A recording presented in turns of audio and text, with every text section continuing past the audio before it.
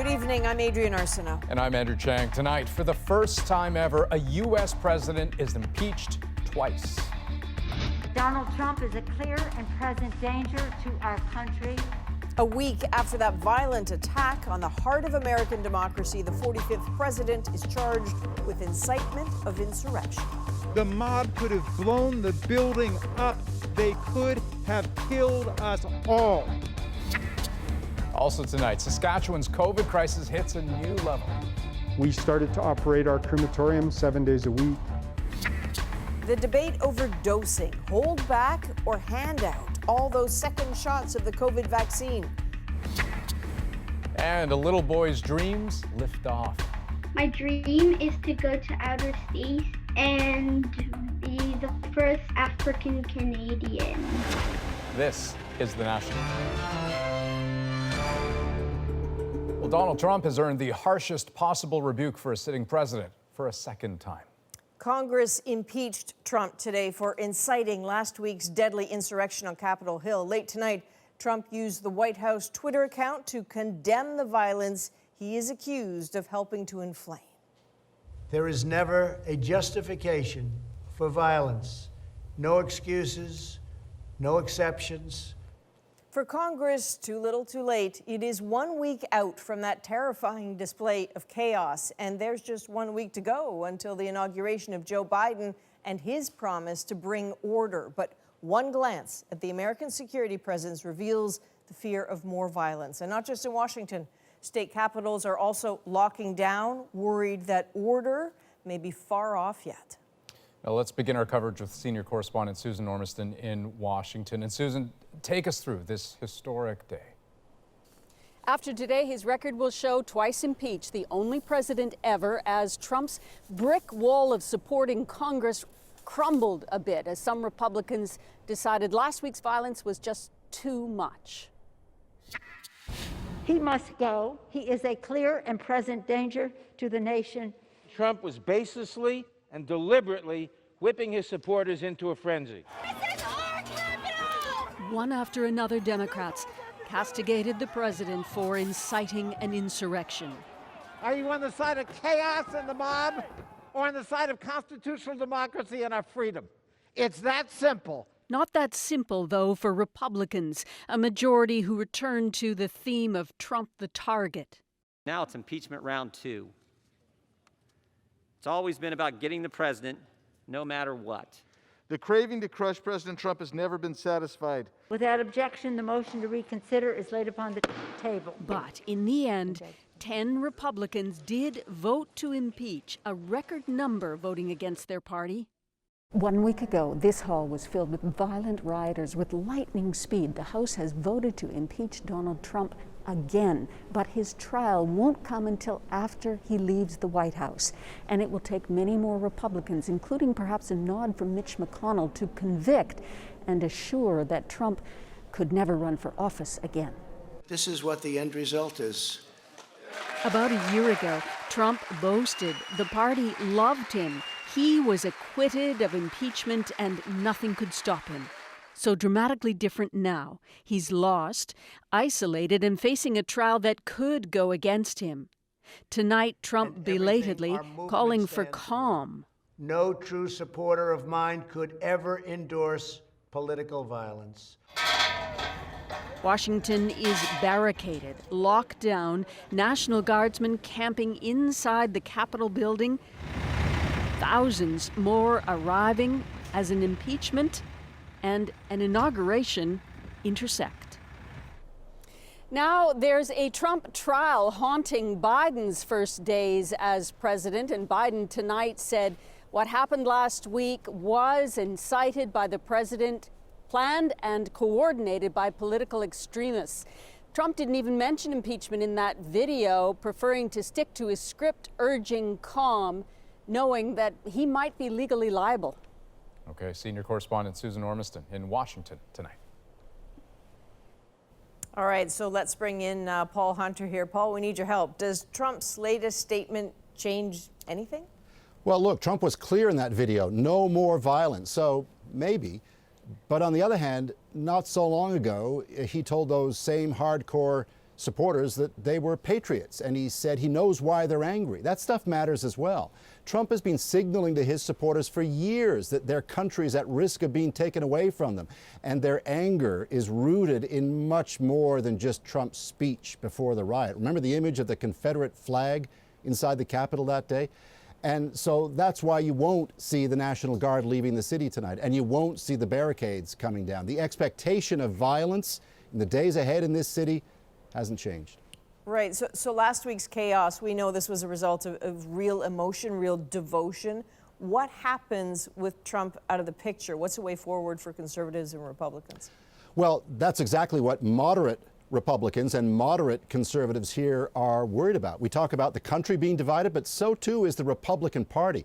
Those rioters last week were extreme Trump supporters, and by no means do they represent all Republicans. And yet there are still millions who still back Trump. And that's a problem for the party. He may not have his Twitter account for the moment, but he can still reach them.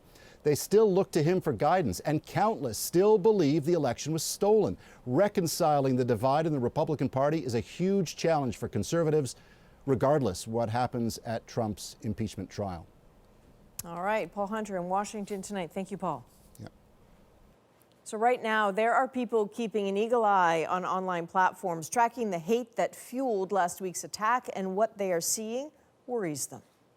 I'm seeing actions and talk of things being planned on January 17th, 18th, 19th, 20th, and it's hard to see a trajectory there that doesn't result in more dead people.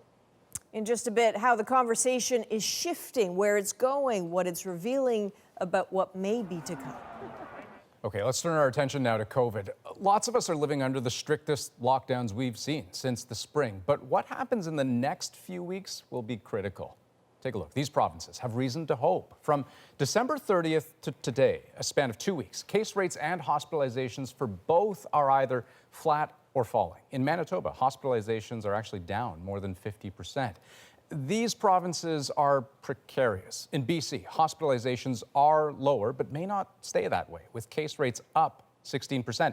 And in Quebec, from 2 weeks ago, the daily case count is basically flat, but hospitalizations are still climbing. Then there are the provinces where worse is almost certainly coming, where case rates and hospitalizations are rising together, with case rates in Saskatchewan up more than 100%. But despite that, officials and experts in Saskatchewan aren't convinced that restrictions need to be tighter. Bonnie Allen shows us why. Of the more than 200 COVID deaths in Saskatchewan, most have happened in the past month. This funeral home has handled dozens of those services. Virtually half of the people that we came into our care in December had died because of COVID. Jeff Christensen says he has to carefully control 30 people inside this chapel, dictating exactly where they sit. If he doesn't, even the most diligent begin to bend the rules. One of the things we find is it's hard for people not to visit with each other if we allow them to gather, even if they're distant. And as you watch people, that distance gets smaller and smaller and smaller as they talk. A predicament facing the province, too. We did expect that there would be a bump in numbers post the holiday season. The government is sticking with its current rules for at least 2 more weeks, saying they work if followed. So indoor gatherings are restricted to immediate household members only. Schools are open, as are most businesses, with capacity limits. We need universal compliance to see if this can turn around. We don't need restrictions just for the sake of restrictions. We may not need in Saskatchewan just yet a lockdown similar to the one in Ontario and Quebec, but certainly I think we need to tweak our existing rules. Vice Chief David Pratt believes he contracted the virus while eating out with a friend. It was pretty rough. Now his federation is calling on the government to shut down all bars. Limiting those public spaces where people can gather is going to be key to bring these numbers down. But with record cases now, more deaths are almost inevitable. Our job is to just be there with them each step of that way to help them make meaning of the experience and find comfort in the midst of it. A job more challenging than ever before. Bonnie Allen, CBC News, Regina. In Ontario, the virus threat is clear enough, but as Ellen Morrow explains, after months of tinkering and tightening, the rules of the latest provincial lockdown are far less clear. Facing criticism over Ontario's new COVID controls, Premier Doug Ford hit back. Folks, there is no confusion here. It's very simple. Stay home. Ontario's stay-at-home order lists nearly 30 activities it deems essential, including grocery shopping, dog walking, and accessing healthcare. But it's also giving people some wiggle room. I know that essential means different things to different people. We have 15 million people in Ontario, each with their own individual circumstances. So we need everyone to use their best judgment. As cases climb and fears mount, the province has muddled the message, says Noah Zahn. And I don't know a single person today who isn't very confused, and that confusion leads to fatigue. Up to 5 people can still gather outside. Travel within the province isn't recommended, but it's not prohibited. Non-essential businesses are still open for curbside pickup, and local authorities spent the day waiting for clarity. We don't know. So literally the best information we have right now comes off a media release and a slide deck. Fines of $750 can be issued to residents ignoring the order, but it's unclear how it will be enforced. Mourning the deaths of our loved ones. There's anger, too, that Ontario is not ensuring paid sick leave, a measure mandated in just 2 provinces, Quebec and PEI. If we had adequate supports, there would not be as many outbreaks right now because people would have the ability to stay at home. The new measures take effect tomorrow as Ontario's healthcare system teeters on the brink of collapse. If this thing is not controlled, God forbid if you get into a car accident or if a relative has a heart attack, there's going to be no room for them the way things are going. That means the push to stop the spread couldn't be more pressing. Ellen Morrow, CBC News, Toronto. Okay, now I want to show you some of the latest data that we have in Quebec, because this is a province where for months we've seen this steady climb in COVID cases. The red line is the 7-day average, but as you can see, in the last few days worth of numbers, we have what looks like the beginning of a turnaround. So let's sort through this with Dr. Christopher Labos, an epidemiologist in Montreal. And I would like to start, if I could, with what you make of those numbers. Are they a good sign? And if so, what's working exactly? Well, they're a good sign in the sense that the numbers aren't going up. So clearly, we're not seeing the post-holiday surge that I think a lot of us were worried about, that we were expecting to see in mid-January. So in that sense, it's good news. Whether the numbers continue to go down, whether this is just a statistical blip or whether this is real, still a little too soon to say. We'll know over the next few days. If the trend continues and the cases continue to go down, then that's obviously good news, and it means that the lockdown is actually starting to work. Right, and is that the key? Because, I mean, we've seen some provinces showing some positive progress, I think out west, and then other provinces like Ontario and Saskatchewan that are at a crossroads. Like, what's the takeaway here? I think the takeaway, the final common path is that if you get people to stay home, whether a lockdown or a curfew or whatever mechanism you put in place, if you get people to stay home, less people get sick. If less people get sick, less people end up in hospital. It really is as straightforward as that. And, you know, these are hard measures to put in place. You have to enforce them. But if you put them in place early and if you have proper enforcement, the number of cases will go down eventually. Dr. Labos, thanks for your time. My pleasure. Take care. Stay safe. Today marks a month since the very first shipments of coronavirus vaccine landed in Canada. Well, so far, more than 600,000 doses of the Moderna and Pfizer-BioNTech vaccines have been distributed to provinces and territories. About 69% have actually been administered. Alberta tops that list with 97% given out. And while everyone agrees it is important to get those doses out fast, the plan for second doses is fueling debate amongst the country's top scientists. Christine Birak takes us through that. It's unleashed a raging vaccine debate between top doctors and leading scientists. I would not be in favor of altering the regimes that have been approved by Health Canada. Members of Canada's COVID vaccine task force insist for maximum protection from the virus, Canadians need 2 shots of Pfizer or Moderna's vaccine 3 and 4 weeks apart. Otherwise, it would create a situation where people think they're immune, but they're not.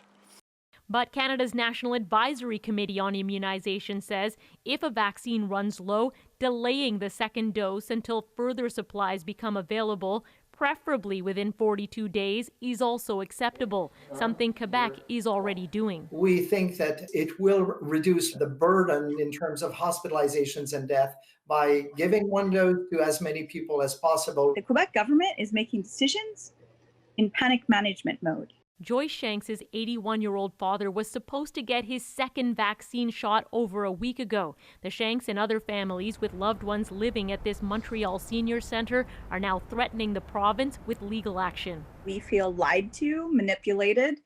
There are many, many residents and people who feel that they're being used as guinea pigs. And vaccine makers are listening to these debates. They, of course, are concerned. The minister in charge of securing vaccine shipments for Canada says delayed dosing has come up, but Pfizer and Moderna have both stated they want their vaccines used as directed. The greater the provinces and territories do that, the stronger position that I have at the negotiating table in pushing for earlier and earlier deliveries. The real issue is that with such new vaccines, there's limited data to go on. Vaccine makers say they can only recommend what they've studied. The rest is up to Health Canada. Christine Burak, CBC News, Toronto. We have started a vaccine tracker on our website, so you can see how many doses have been delivered to each province, how many of those have been administered at cbc.ca/vaccines. Indigenous Services Minister Mark Miller called attention today to vaccine hesitancy among Indigenous communities. The rollout of the Moderna vaccine is underway in many of those communities. But as Olivia Stefanovic shows us, it is coming up against some deep-seated fears rooted in a terrible history. And mostly comes from the elders, that they're leery, that they're scared of it. Dene filmmaker Raymond Yakalaya is researching the grim history of medical experimentation on Indigenous peoples, abuses that he says continue to sow distrust with healthcare providers. Our people were treated wrong by the white man system, by the health system. Those worries amplified by recent events. Joyce Echequan, an Atikamekw mother of 7, recorded her last moments alive last year, taunted by Quebec hospital workers. We recognize that First Nations, Inuit, and Métis have historically endured and continue to endure systemic racism and discrimination when seeking health care, resulting in mistrust in Canada's healthcare system. It's a challenge forcing Ottawa to change its approach to immunization among a population at higher risk of complications from the virus. There are a lot of amazing Indigenous health professionals that are speaking very proactively about the vaccine, and I think that makes a significant difference. They're leading educational campaigns to allay people's fears. What we want to reassure people is that trials have been done. Over 70,000 people between the Pfizer and the Moderna vaccine participated in clinical trials, which showed 94 to 95% effectiveness, and that they were really well tolerated with no serious safety concerns. Cases in First Nations have reached a new all-time high. There are now more than 4,000 COVID-19 infections on reserves, and the situation is only expected to get worse, bolstering the urgent need for vaccination. Olivia Stefanovic, CBC News, Ottawa. Air Canada has slashed another dozen regional routes and eliminated nearly 2,000 jobs. The suspended routes crisscross the country from St. John's to Yellowknife to Prince Rupert, BC. Most profoundly affected are smaller communities which now have no Air Canada service at all. Fredericton, Gander, and Happy Valley Goose Bay in Newfoundland, as well as Kamloops and Prince Rupert in BC. Shayna Luck looks at the impact on those communities and their fears for the future. At the Yellowknife Airport, bad news to begin 2021. Definitely a bit of a punch in the gut. Next week, Air Canada's service from Yellowknife to Edmonton will be suspended. The city's mayor has no idea for how long. Not completely unexpected with the amount of travel that's been reduced due to COVID. St. John's has lost the one flight the airport could least afford to lose, the direct to Toronto. The flight makes up almost half of the airport's passengers. There's rotational workers that need to make connections. There's essential workers that need to make connections. So losing that connection in that flight's a big deal. Air Canada is cutting almost 2,000 employees, and the company says it's down to 20% of its pre-pandemic capacity. They're lopping off the appendages. This associate professor at Carleton University's Business School says Air Canada's situation is so dire, this is usually the point he'd expect to see a company go into bankruptcy and liquidation. He believes it's time for Ottawa to bail out the airlines. The government has resisted thus far, unfortunately, for reasons I cannot fathom. The federal government told CBC it is developing an assistance package for the whole industry, but it has demands in return. A spokesperson told CBC, "Before we spend one penny of taxpayer money on airlines, we will ensure that Canadians get their refunds, regional communities retain air connections to the rest of Canada, and Canadian air carriers maintain their status as key customers of Canada's aerospace industry." Air Canada did receive nearly $500 million through the Canada Emergency Wage Subsidy last year to help keep people employed. Halifax's airport hopes to see change soon. Definitely support by the federal government for airlines is needed. The terminal is seeing the kind of passenger numbers they had in the 1970s. You know, the other Trudeau was prime minister at that time. The airport thinks it'll take until the end of 2024 to get back to pre-pandemic levels. Shayna Luck, CBC News, Halifax.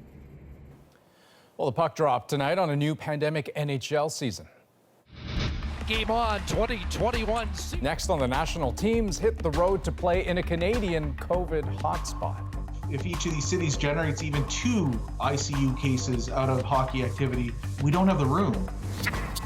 Travelers down south being offered fake COVID tests to get back home. You just gave them your name and that was it. They would email it to you. And an out-of-this-world moment for a little boy with his eyes set on the stars. My dream is to go to outer space and be the first African Canadian. We're back in 2.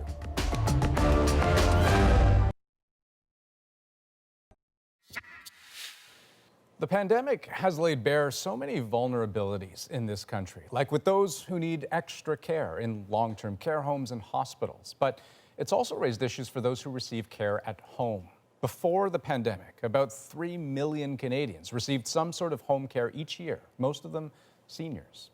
Now, one of those Canadians, Simon David, when his wife caught COVID-19, he was left in his bed for days after his home care was abruptly canceled. And as John Lancaster explains, it raises questions about who ought to have taken responsibility.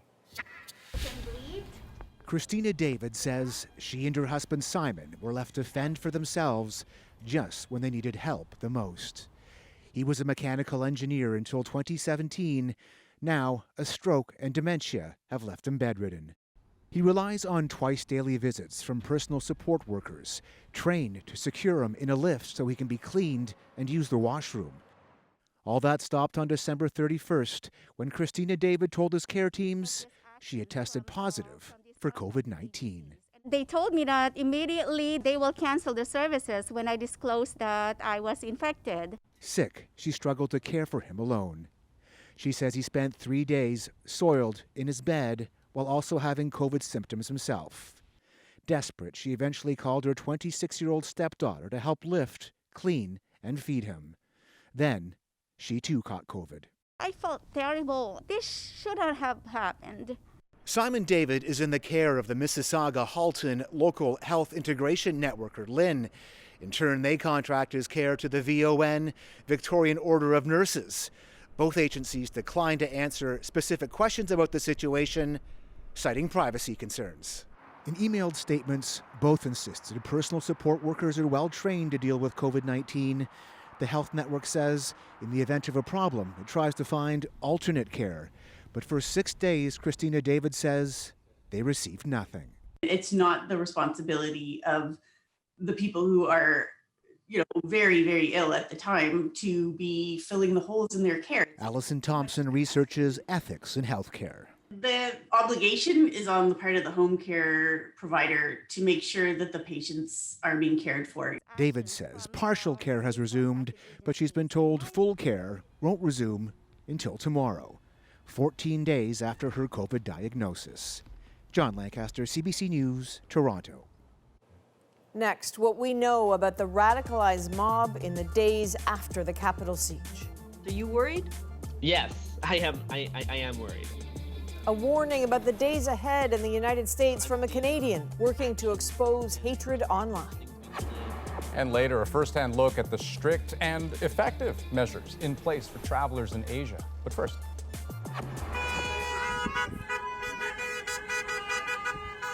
In Nunavut, a parade of appreciation as a doctor on a temporary assignment goes home. He didn't want to leave us during a crisis.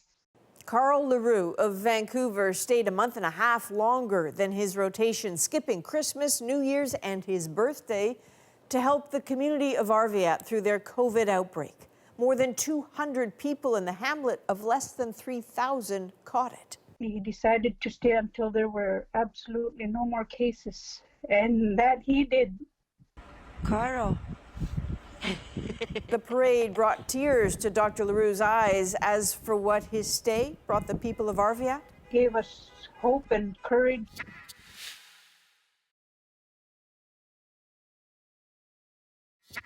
I had a very close encounter where I thought I was going to die. Many of us nearly and narrowly escaped death. So that was Alexandria Ocasio-Cortez on the terrifying prospect she and colleagues faced 1 week ago when pro-Donald Trump extremists violently stormed Capitol Hill. But for the actions of the few officers on hand, it could have been so much worse. Members of Congress are now showing their profound gratitude to Capitol Hill police with an ever-growing display of thank you letters lining the Cannon Tunnel used daily by members to go to and from their work on the Hill. Now, some of those same members may only now realize how much some officers risked to keep lawmakers and staff safe. Yes, there were deaths, but it came so close to there being more. So what does January 6th teach us all about what may be coming? The Capitol siege last week was so disturbing, it's led to another takeover of sorts. This is the National Guard using effectively the same space as a staging ground. But ready for what and when? Trying to get ahead of the next assault is going to be hard because January 6th marked a shift. Are you worried? Yes, I am. I am worried. I'm seeing actions and talk of things being planned on January 17th, 18th, 19th, 20th, and it's hard to see a trajectory there that doesn't result in more dead people. Garrison Davis is a Canadian living in the U.S., an online extremism sleuth working to expose chains of hate. The world he watches has changed a lot in a week. Consider the role of Donald Trump as the leader with the instructions. We're going to walk down to the Capitol. At 2:24 last week, he tweeted he was disappointed in Mike Pence. That tweet circulated amongst pro-Trump extremists immediately. Within minutes, this is what they were shouting in the Capitol.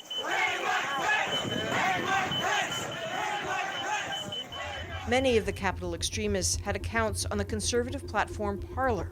Newly released GPS data shows how many of those Parler users were at the Capitol siege and recording it. But now Parler has effectively been silenced. Thousands of QAnon and right-wing extremist accounts stripped from Twitter, YouTube, Facebook, and Instagram. Trump is off those platforms too, and so the mob is splintered, looking for leadership. Trump's utility appears to be waning. How relevant is Donald Trump on there right now? Donald Trump does not go far enough for a lot of these people. A lot of the people kind of, especially on Telegram and even Gab, kind of just push Donald Trump aside. Where are these people communicating now? There's been a surge to the encrypted platform Telegram, and that, says Davis, is a worry. Telegram is full to the brim with actual Nazis and all kinds of open fascists. So we're seeing a lot of these more regular people get exposed to this type of extremism for the first time. Davis says the conversations now are tactical, how to hide identity and be more effective next time. the platform's newcomers learning from hardened users, and turning January 6th into a symbol, and the rioter who was killed, Ashley Babbitt, into a martyr. I'm seeing like new symbols based on their images. Stickers with Ashley Babbitt's name. There's a far-right group I've been tracking. I'm seeing them produce stickers, and I'm seeing their stickers being used from everyone from, Nazi types to mega types. So how does law enforcement keep up? Security experts seem less worried about the newly fortified D.C. than various state capitals. Keep an eye on places where black voters had a strong turnout. To the white nationalists and the pro-Trump mobs, that makes these places added targets. The local militias, from Georgia or Pennsylvania and so on, they know their capitals, they know their political leaders. They're following those people. And there are concerns about beliefs of some in uniform. Not only are current and former police and military members being investigated for their roles in the siege, but a memo was issued this week to remind members of the armed forces of their duty to protect the constitutional process. There's a culture within those organizations. And sometimes that culture lends itself to more authoritarian behaviors. So it doesn't surprise me that there may be people within law enforcement or the military that have leanings toward the far right. With right-wing extremism, the United States is on the back foot to root it out and stop it. And from those who watch from the shadows, a sad caution: this doesn't end with a safe inauguration day. With Biden in office, who are thinking that the only way to get out of this is to take things to the next extreme. So I'm not seeing this movement shrink under Biden. I'm only seeing it grow. And Adrian, I guess we should underline that it's a pretty deliberate decision not to share too much about the group's names or their users, right? Absolutely, because extremists of all kinds, including people who like to push disinformation, get a real thrill out of having their message and their identity amplified, in programs like this one on mainstream media. So they're not going to get that here, but we're not going to ignore them either, because extremism researchers are saying, hey, pay attention, Canada. This is not, it's a mistake to presume this is an American phenomenon. It ripples north, and they are absolutely seeing growth here. Okay. Next, a Canadian family on what it was like trying to get a legitimate test after their vacation in the Dominican Republic. You just gave them your name, and that was it. They would email it to you. Their story is the government lays out new fines for fake COVID tests. It is so inspiring to hear young people's voices up here. And an 8-year-old aspiring Canadian astronaut gets a call from his hero in outer space.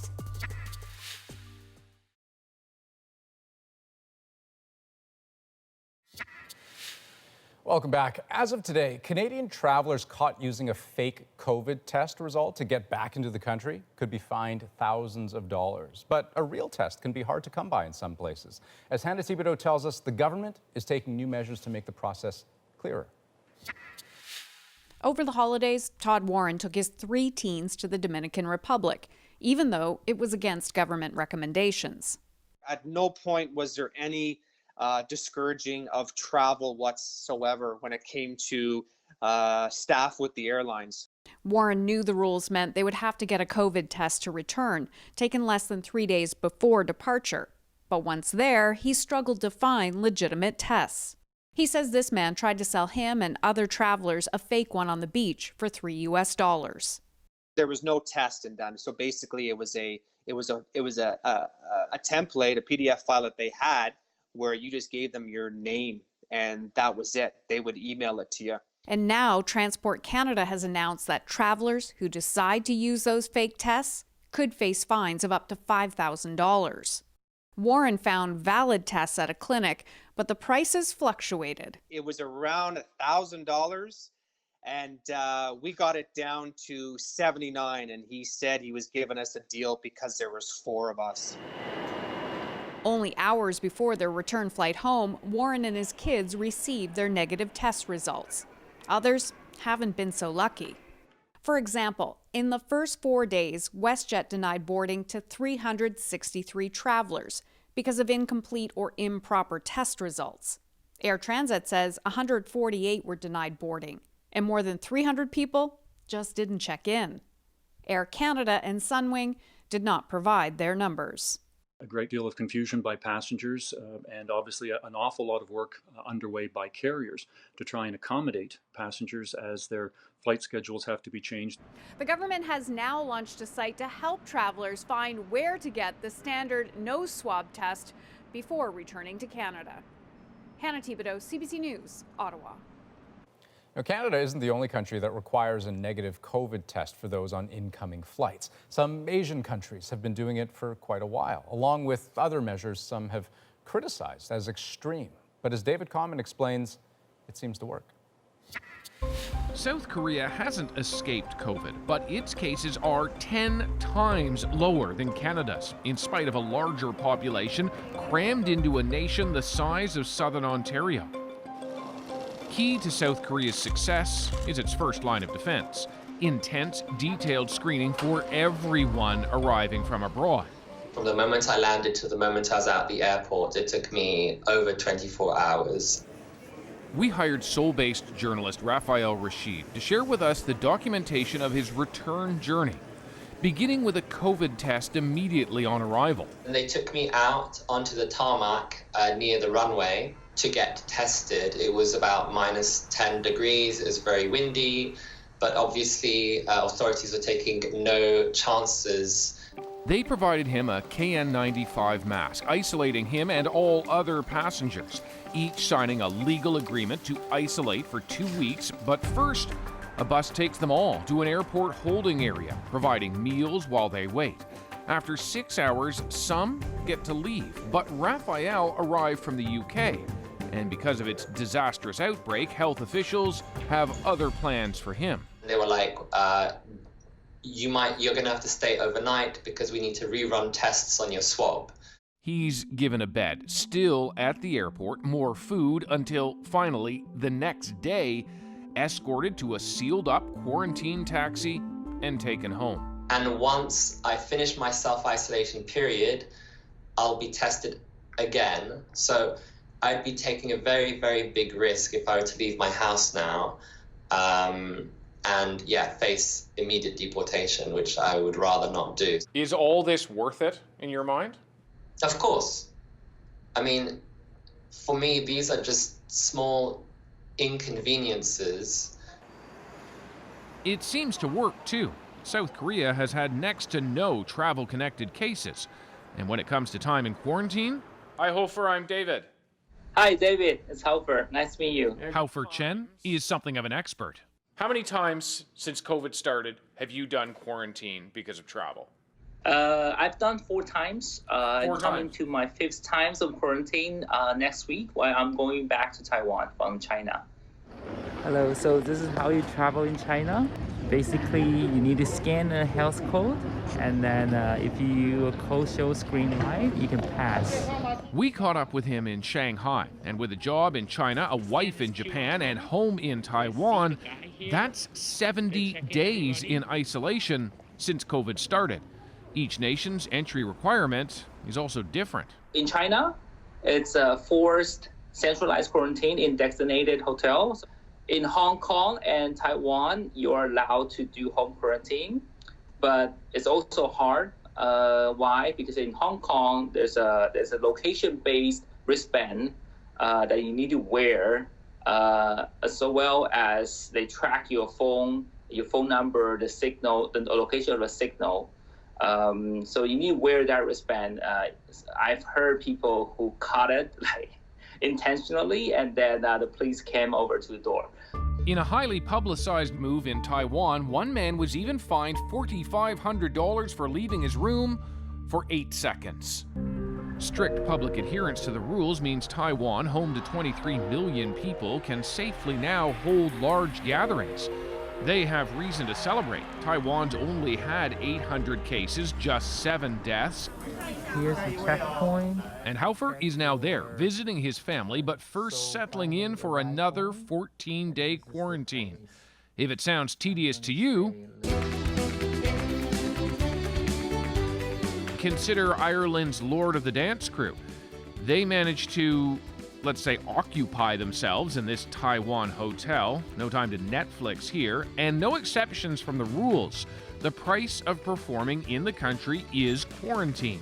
One of the few nations in the world that can even have performances now, largely because they've got COVID under control. Across many Asian nations, the rules are strict, the consequences of breaking them stricter still. And it sends a signal. Travel is a privilege. When you return, the safety of society trumps any individual freedom. David Common, CBC News, Toronto. So interesting to see how it works elsewhere. Next, on the National, NHL hockey is back. Game on, 2021 season on. The puck drops on a new season that is far from business as usual.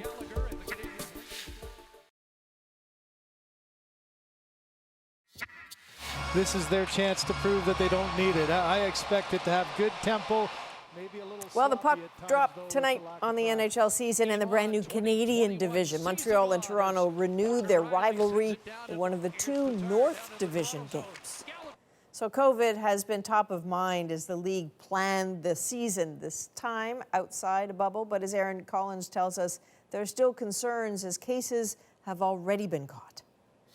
It almost looks normal. The Canucks and Habs hitting the road, hopping flights to Toronto and Edmonton to kick off the NHL season. Of course, the masks give it away. These days, the business of pro hockey is anything but normal. Obviously, it's going to be a very different year. Be a lot of different things to deal with that you never had to deal with before. Those changes easy to see. Face coverings and COVID tests now as much a part of the game as power plays and slap shots. Canadian teams will only play in Canadian cities, but will it all be enough? And is it worth the risk as hospitals across the country fill up? It doesn't sound like a big deal, but if each of these cities generates even 2 ICU cases out of hockey activity, we don't have the room. Well, they've ditched the bubble and outbreaks are already happening. 17 players from the Dallas Stars have COVID-19. Going to work, spinning! The NBA has been back in action for almost a month, and the league has seen a surge in cases, even forcing one game to be canceled last weekend. But the NHL says trust the process. It makes you feel really safe because you know each and every guy next to you is getting tested every day. You know that each guy, you can count on the guy next to you to be following protocols. Of course, not all businesses are allowed to get up and running today. Tonight's season openers won't be on at this Calgary bar, closed for weeks due to COVID. But that doesn't mean the owner wants hockey shut down too. It's 100% of our bottom line. It really is. At this location, it is. We have so many sports fans that come in and watch sports and want to be here to watch sports because we have so many TVs to watch it on. For better or for worse, the NHL is back on the ice in Canada, about to embark on the strangest of seasons, one without fans in their buildings and hopefully without COVID outbreaks in them either. Aaron Collins, CBC News, Calgary. And we have some sad news to tell you about as we go to break. Canadian Olympic gold medalist Kathleen Heddle has died of cancer. Dutch trying to attack as McBean and Heddle try to hold them off. And looking for Canada's first Olympic gold of the Games. An iconic duo there. Heddle is from BC. She won gold in 1992 and 96 with Marnie McBean as her partner in the coxless pair and double sculls. Heddle also earned gold with the women's 8 in 92. McBean wrote on Twitter tonight that she is crushed and without words. Heddle died Monday at her home in Vancouver. She was 55 years old.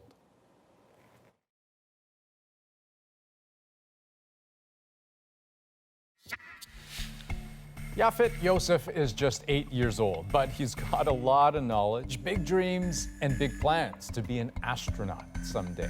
And he got a little bit closer to that today by having the chance to speak to an astronaut aboard the International Space Station. Tonight, that conversation is our moment. Now I'm going to meet an astronaut who's not retired, who's in orbit.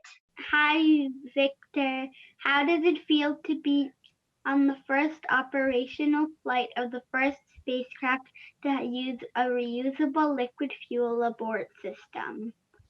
Yafet, thank you for that question. Thank you for your voice. It is so inspiring to hear young people's voices up here. My dream is to go to outer space and be the first African Canadian. For my first space flight, I'm hoping to at least go to the ISS. For my second, I'm hoping to go to the moon. And for my third, I'm hoping to go to Mars. He always tell me, you're gonna come with me to space. Maybe at some point then they will be able to take their parents with them. To me, what it feels like to talk to someone in outer space feels very awesome. Coolest kid I've seen in a long time. And shout out to a pretty cool mom, too. Apparently, she bought him a spacesuit. It had an American flag sewn in. She re-sewed a Canadian flag right into it. As you do. He asked Victor for advice for kids, and Victor said, be a good teammate, be a lifelong learner, and don't say no to challenges. That's good for all of us. Yeah. That is a national for January the 13th. Good night. Good night.